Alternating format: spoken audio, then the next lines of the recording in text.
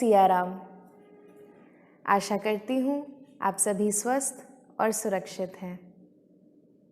सबसे पहले आप सभी को दीपावली पर्व की अनेक अनेक शुभकामनाएं। श्री गणेश और माँ लक्ष्मी की कृपा हम सभी पर बनी रहे, यही मेरी प्रार्थना है। आज पुनः उपस्थित हूँ मैं आप सभी के बीच आपके प्रिय कार्यक्रम रघुनाथ के साथ। जो दर्शक हमारे साथ आज पहली बार जुड़ रहे हैं उन्हें मैं बताना चाहूँगी कि रघुनाथ एक अद्भुत कार्यक्रम है जहाँ हम श्री राम के जीवन चरित्र से संबंधित कुछ प्रसंगों पर चर्चाएं कर रहे हैं। उनमें उठाए गए विषयों को जानने और समझने का प्रयास कर रहे हैं। साथ ही इन सभी से संबंधित कुछ प्रस्तुतियां भी देख रहे हैं। तो चलिए आरंभ करते हैं आज के कार्यक्रम को और सबसे पहले होगी आज की परिचर्चा।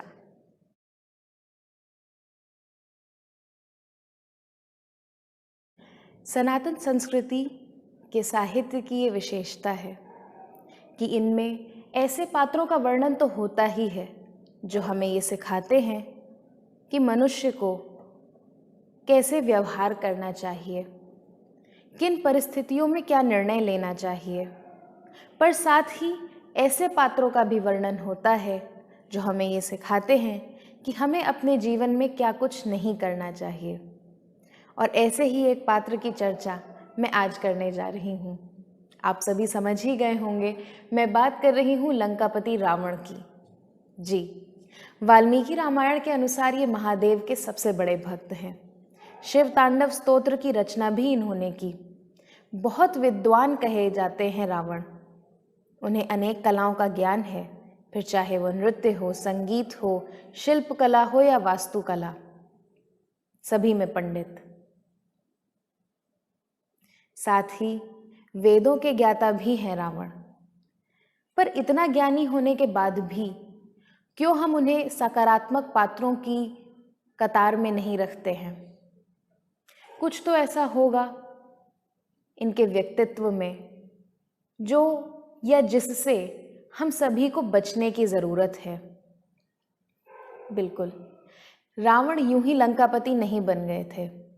उन्होंने अपने भाई कुबेर को, जो वास्तव में जिन्होंने लंका का निर्माण किया था और वहां के तत्कालीन राजा थे, उन्हें निकाल दिया और अपने बल से लंका पर आधिपत्य स्थापित किया और तब बने लंकापति रावण। महादेव के सबसे बड़े भक्त कहे जाते हैं रावण। लेकिन भक्त कौन होता है? वो जो मात्र प्रशंसाएं करे, जो सिर्फ कहता फिरे, या वो जिसके व्यवहार में भक्ति झलके? महादेव सिंबलाइज करते हैं वैराग्य को, डिटैचमेंट फ्रॉम मटेरियल थिंग्स। तपस्या के समय या महादेव को प्रसन्न करने के लिए तो रावण ने बहुत अच्छे तरीके से दिखाया कि मुझे किसी बात का, किसी चीज का कोई लोभ नहीं है, कोई लालच नहीं है। लेकिन वास्तविकता ये है कि उनके इंटेंशंस ऐसे बिल्कुल भी नहीं। उनके मन में सब कुछ पा लेने की चाह है और इसी वजह से मैं उन्हें एक संज्ञा देना चाहती हूँ, the pretender, the one who pretends, जो दिखावा करते हैं। दिखावा करते हैं कि उन्हें किसी चीज से कोई फर्क नहीं पड़ता। दिखावा करते हैं कि उन्हें कुछ भी नहीं चाहिए, उन्हें किसी चीज का ना तो कोई लोभ है ना तो कोई मोह है, पर वास्तव में उन्हें सब कुछ चाहिए। और सिर्फ यही नहीं कि जो कुछ उपलब्ध है वो चाहिए, अगर कुछ किसी और का है तो वो भी उनको चाहिए होता है। ये है रावण का व्यक्तित्व। ये एक बहुत ही कोर बात है उनके पर्सनालिटी की, जो कहीं ना कहीं हम सभी को सोचने पे मजबूर कर देती है कि क्या कुछ इसके लक्षण हम में भी मौजूद हैं, या आसपास के लोग जो हमारे बीच हैं उनमें ऐसा कुछ है। हम सभी कभी ना कभी अपने जीवन में ऐसे पात्रों से मिल ही जाते हैं और इसीलिए शायद सनातन संस्कृति इतनी विराट और इतनी महान है, क्योंकि ये या इसका साहित्य समाज का दर्पण होता है। ये रिफ्लेक्ट करता है कि सोसाइटी में किस किस तरह के लोग हैं और वो कैसे कैसे उनका व्यवहार होता है। तो लंकापति रावण की जो हम बात कर रहे हैं वो कहीं ना कहीं दोहरेपन की बात है कि बाहर से कुछ और अंदर से कुछ और। मन में तो ये कि ये भी मुझे चाहिए, ये भी मुझे चाहिए, जो इसका है ये भी मुझे चाहिए, लेकिन दिखावा, हमें किसी चीज़ का कोई लोभ नहीं, कोई मोह नहीं। रावण महादेव के सबसे बड़े भक्त कहलाए जाते हैं, लेकिन उनके जो इंटेंशंस हैं वो अलग हैं और जो उनका व्यवहार है वो अलग है। उन्हें आशीर्वाद प्राप्त हुआ, वो त्रिलोक विजेता हुए, लेकिन उसके बाद भी उनकी इच्छाएं कभी पूरी नहीं हुई। वो अपने अहंकार को कभी ओवरकम नहीं कर पाए। जो कुछ भी या जो भक्ति उन्होंने प्रकट की या जो कुछ भी, जो भी इमोशन उन्होंने रखा, वो सिर्फ दिखावा। वास्तव में भीतर से वो बिल्कुल उल्टे। एक पात्र के रूप में रावण की अगर जो दो सबसे बड़ी कमियां थीं तो वो ये कि पहला, वो अपने अहम भाव के ऊपर नहीं आ पाए और दूसरा कि उनकी इंद्रियां उनके वश में नहीं थीं। ऐसे कई बार लोगों का हमसे सामना हो जाता है जो वैसे तो बहुत ज्ञानी होते हैं, बहुत बुद्धिमान होते हैं, प्रतिभावान भी होते हैं, लेकिन वो अपनी सफलताओं या अपनी अच्छाइयों का गुणगान स्वयं इतना करने लगते हैं कि किसी और को कुछ कहने का मौका ही नहीं मिलता। रावण ऐसे ही लोगों का एक प्रतिबिंब है। यहाँ पर रावण सिंबलाइज करते हैं ऐसे लोगों को जो मैं के बाहर नहीं निकल पाते हैं, जो अपनी ही दुनिया, अपने ही भीतर इतने उलझे हुए होते हैं कि बाहर दूसरों का कष्ट, दूसरों की दिक्कतें, दूसरों की समस्याएं उनको समझ ही नहीं आती हैं। वो अपने में ही इतने उलझे हुए होते हैं। और इंद्रियां वश में ना होना, ये तो हम सभी जानते हैं कि किस प्रकार वो सीता पर मोहित हो गए थे। एक अद्भुत विचारणीय बात ये है कि रावण एक ऐसे पात्र हैं जिनकी या जिनका अपनी इंद्रियों पर कोई वश नहीं है, और वहीं श्री राम है जिनके सहायक स्वयं जितेंद्रियम बुद्धिमताम वरिष्ठम कहे जाते हैं, हनुमान जी। तो इसीलिए एक ऐसे पात्र या ऐसे व्यक्तित्व का नाश होना, विनाश होना आवश्यक है जो अहंकार में संलिप्त है, जिसका अपनी इंद्रियों पर कोई वश नहीं है, और उसका विनाश ऐसे के ही हाथों होना आवश्यक था जिसका ना सिर्फ अपनी इंद्रियों पर वश है, अपितु जो स्वयं नारायण के स्वरूप हैं और मात्र अपनी प्रजा, अपने लोगों के लिए ही सोचते और करते हैं। रावण की तरह नहीं कि बस अपने से मतलब है, बाकी जिसका जो होता है बिगड़ता रहे। इतना बड़ा युद्ध हुआ, अपने भाई, अपने पुत्रों, सभी की आहुति दे दी, परंतु सीता जी को नहीं छोड़ा। इतना अहंकार।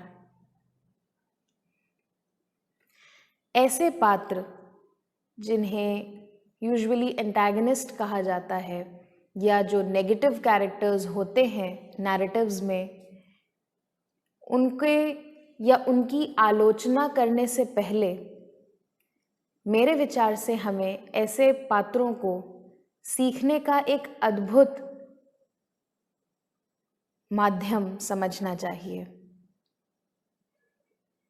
ये ऐसे पात्र हैं जो हम सभी को सोचने पे मजबूर कर देते हैं और कहीं ना कहीं हमारी आंखें खोलने का काम करते हैं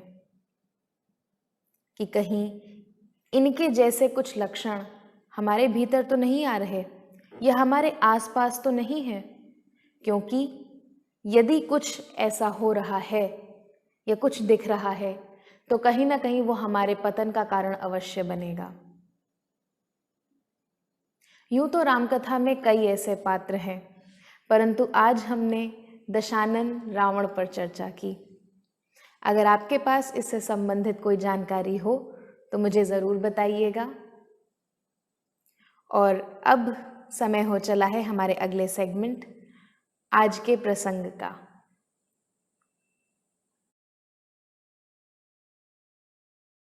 यदि मनुष्य की इच्छाओं को हम कैटेगराइज करने की कोशिश करें तो 3 बड़ी कैटेगरीज हमारे सामने आती हैं।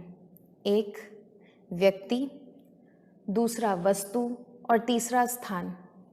या तो हमें कोई जगह बहुत अच्छी लग जाती है जहाँ हम रहना चाहते हैं, या तो हमें कोई व्यक्ति इतना अच्छा लग जाता है कि या तो हम उसके जीवन का हिस्सा बनना चाहते हैं या उसे अपने जीवन का हिस्सा बना लेना चाहते हैं, या फिर कोई वस्तु इतनी अच्छी लग जाती है जिसे हम खरीद लेना चाहते हैं। रावण में भी ये इच्छाएं मौजूद थीं। तो क्या इच्छाएं होना गलत है? नहीं, इच्छाओं का होना गलत नहीं है, पर इच्छाओं की पूर्ति कैसे की जा रही है ये समझना आवश्यक है।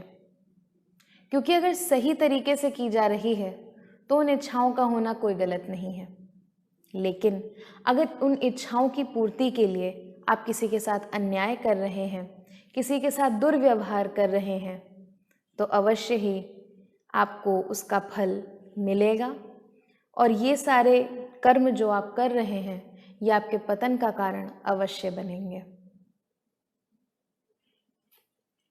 आज के प्रसंग में मैं एक ऐसी ही जगह की बात कर रही हूँ जो पूरी रामकथा में बड़े आश्चर्य का पात्र रही है, और वो है रावण की लंका।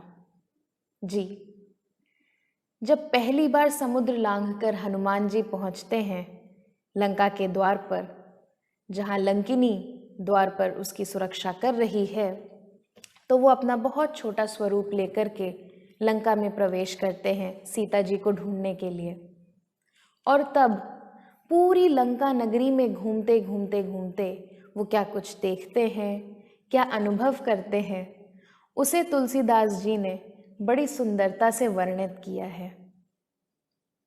और यही है हमारी आज की प्रस्तुति भी। तो आप आनंद लीजिए हमारे अगले सेगमेंट आज की प्रस्तुति का। आज का एपिसोड आपको कैसा लगा हमें ज़रूर बताइएगा। सभी के साथ शेयर कीजिए और लाइक ज़रूर कीजिएगा वीडियो को। भेंट होगी आप सभी से अगले एपिसोड में। तब तक के लिए जय रघुनाथ।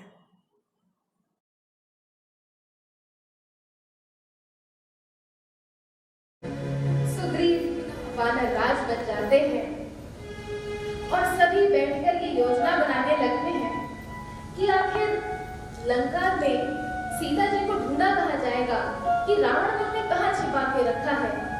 तो इस काम का बीड़ा हनुमान जी उठाते हैं और वो दौड़ पड़ते हैं बड़े बड़े पहाड़ों को और पेड़ों को लांघते हुए बड़ी जल्दी समुद्र तट पर पहुंच जाते हैं।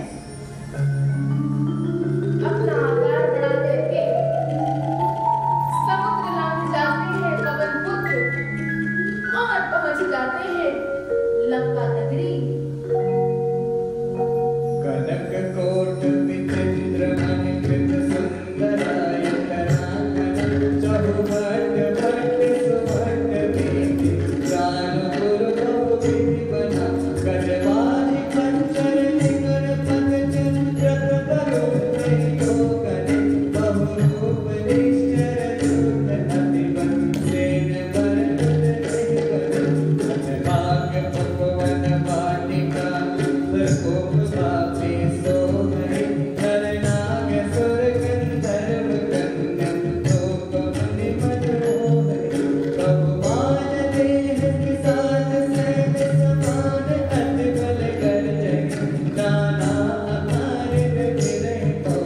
देख